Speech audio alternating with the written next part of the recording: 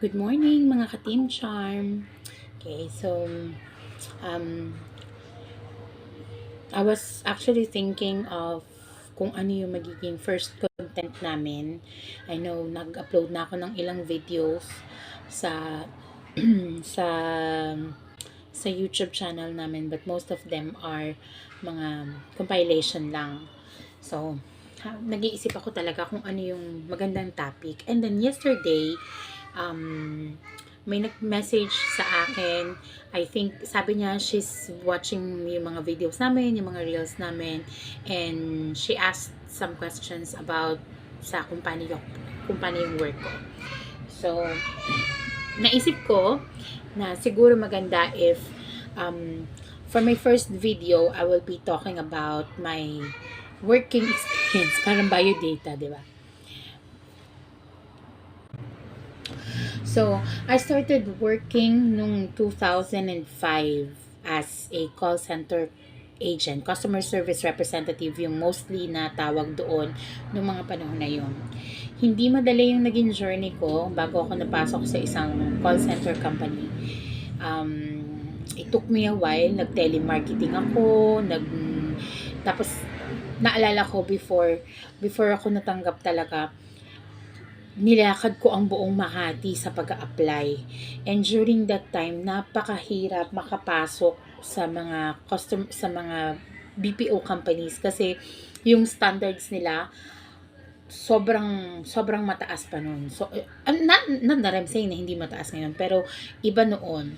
So October 2005 nag-start nag-apply ako sa Ayala Makati sa, if I remember it right, Allied Bank Building.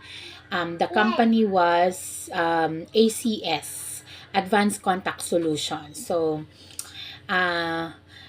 tapos ang open nilang account before was for for a US airline account. So, magiging parang ticketing customer service ako. So, yun. Luckily, sa isang araw na interview, so from initial interview hanggang sa exams and then final interview, luckily same day na-hire ako, and then the following Monday mag-start na ako ng training. So, yun nga, na-hire ako same day, one day interview, na-hire ako, and then the following Monday, mag-start na ng training. So, yung training namin noon, may language training muna for 1 week. And then, talagang sasalain kayo. Ang dami namin magkakasama nun sa language training, pero ilan lang kami nakapag-product training. So, pag nakapasok ka sa call center, talagang first part of your training would always be language training, and then after the na 5 days, and then after the language training mag-proceed ka na sa product training, so product specifics training. So the journey of being a customer service was great with Advanced Contact Solutions. Maraming friends. Tapos dun ako nag-start na mag-night shift. Yun yung first night shift ever ko talaga. Dun ako natutong mag-graveyard. And then, dun ako natutong uminom sa madaling araw. So, and the opportunities sa BPO company, very, very, alam mo yun, yung very, very wide yung opportunities kasi maraming position ang nag-open up for different departments. In 2007, I was given a chance to apply for a higher position, and yun nga lang, kailangan kong mag-move back ng Batangas kasi nung nag-start ako, nasa Makati ako. So, nung nag-apply ako for a higher position, kailangan ko mag-move back sa Batangas kasi nag-open ng Advanced Contact Solutions ng branch sa SM Lipa. Na-hire ako, so nag-move back ako sa Batangas. And I stayed in Advanced Contact Solutions until 2010. So, the good thing with BPO is napakadaming BPO companies dito sa province, sa iba't ibang probinsya. Marami ka nang makikitang branches ng mga malalaking BPO companies. Unlike before na ang option mo lang talaga ay sa Manila, sa Makati or sa Quezon City, dun lang mostly nag-open up. Pero right now, napakadami ng branches, kaya nakakatuwa. So, I stayed working for BPO company, nag-teletech ako for a while, nag-converge din, nag-sitel, nag-sites, napakadami, naging directory assistant ako, like yung ang AHT mo pag directory assistant ka, 30 seconds per call, like talagang mabilisan lang, and I was a directory assistant for an Australian account, kaya mabilis lang. Very wide range yung mga experience na makukuha mo talaga. Kaya masaya na mahirap ang maging BPO, ang maging call center agent. If you will ask me, wala namang trabahong madali. Lahat ng trabaho mahirap sa umpisa. But if you will put your heart into it, definitely magiging madali yan. At kung may passion ka sa ginagawa mo, you will always enjoy what you are doing. That's the number one important thing na lagi nyo natatandaan pag mag-a-apply kayo ng trabaho. Kailangan yung trabahong pag-a-applyan ninyo ay something na ma-enjoy ninyo, something na gusto ninyo. Kasi pag hindi nyo gusto, tendency is, syempre, madali kayo maboboard, tapos madali kayong aalis, tapos walang mangyayari sa inyo, wala kayong magiging growth. Or, pipilitin nyo lang yung sarili nyo to work because kailangan nyo, or dahil malaki yung sweldo. If you would believe, and to be honest, I started out in 2005 na ang sweldo ko is 10,000 pesos lang. And then, nag-increase na siya na nag-increase. Yun.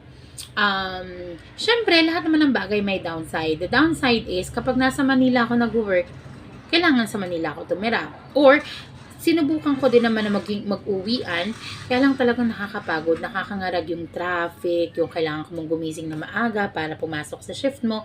So, yun. But, you will learn a lot of things. You will learn a lot of things geographically sa account na sineserve mo, kung nasa ng account na sineserve mo. Kahit hindi mo nakikita at kahit hindi mo personal na nakakaharap yung mga kliyente mo, you will learn how to deal with different nationalities. Kasi kahit pagkausap mo lang sila sa telepono, mararamdaman mo kung paano ba talaga ang paano ba ang Americans, paano ba ang Australians, paano ang Canadians. So, madali mo silang maa-assess. And yung camaraderie within the team, sa grupo ninyo, yung magkakasabay kayo nagla-lunch, yung after ng shift nyo, may lakad kayo, or pag magkakasabay kayo ng off, kasi if there are accounts na magkakasabay talaga ng off, or yung team talaga magkakasabay ng off, yun yung masasaya. Unlike kapag hindi kayo magkakasabay ng off. Yun yung masasayang bagay na makukuha mo kung magtatrabaho ka sa BPO industry. The friendship, the fun, yung culture ng isang company, alam mo yon, there are a lot of things that BPO companies can offer. And other than the very, very good amount of salary and the good benefits, may health card ka, kompleto ka ng benefits with SSS, PhilHealth, Pag-ibig, blah blah blah blah blah blah. Minsan may pabigas pa, may pa-allowance, travel allowance. So, marami kang bagay na makukuha when you work sa BPO. So, yun. So, sa lahat ng mga nagwo-wonder if okay magtrabaho, lalo na dun sa mga bagong newly graduates or mga graduates or mga mag-a-apply pa lang ng trabaho, try nyo kasi very fulfilling ang magtrabaho sa BPO company. So, kailangan lang subukan nyo kasi hindi nyo malalaman kung papasa kayo if you won't try it. So, always be level-headed and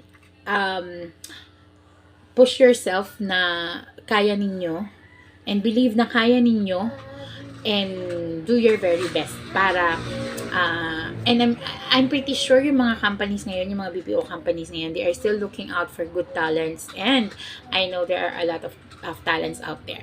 So if you have any questions, or if you want some tips, although medyo matagal na akong hindi nag-BPO, but you know, I still have some tricks and tips that I can share. So if you have any questions, please feel free to ask. This would be this is Inday Charm. Thank you so much for watching my video, and I'll see you on my next video. Bye.